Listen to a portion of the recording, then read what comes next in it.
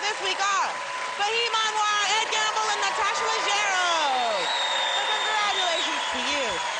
Never mind to Milton Jones, Reese James, and Moshe Kasher. See you next time. Thank you all for watching. Bye! Hey, this is Misha Collins. Watch a new episode of Gotham Knights this Tuesday at 9. Wildfire season. And the Directors Guild of America reaches a tentative agreement, with studios averting a possible strike. The terms reached in that deal. And Pride has taken over the streets of West Hollywood. We're going to wrap up all the weekend Pride festivities now on the News at 10.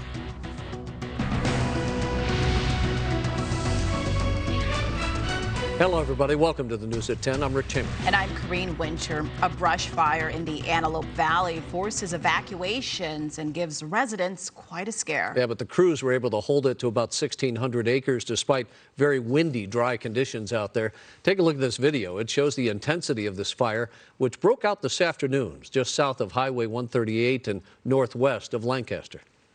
And let's go now to Rachel Manitoff. She's live near the fire lines with more. Hi, Rachel.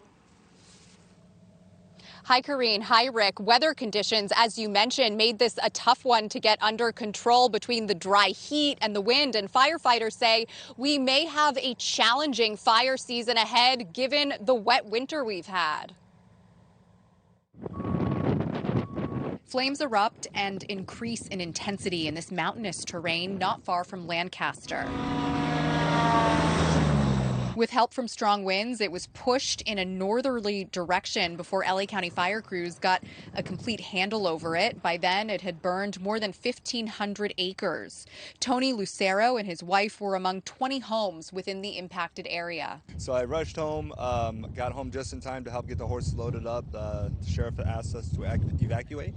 They didn't say it was forced. It was just like, hey, we think you guys should evacuate. So we're like, might as well. It's right there. We see the flames. One rescue organization evacuated about a dozen dogs from a smoke-filled shelter. The biggest thing is the animals get really scared. They're really stressed.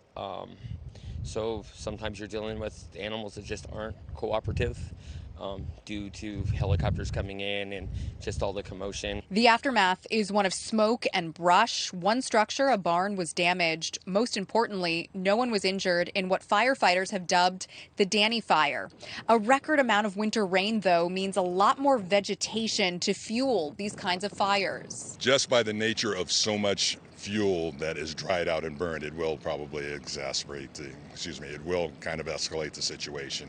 We're always expecting a difficult fire season, but this happens to be a little different because of so much rain that we had in the past. Misty Vivrito says she knows that these fires can start and spread in an instant. You know, we love our dry brush and stuff, but, you know, our poppies and stuff, but we're kind of sad anytime we have a fire out here because we love our desert.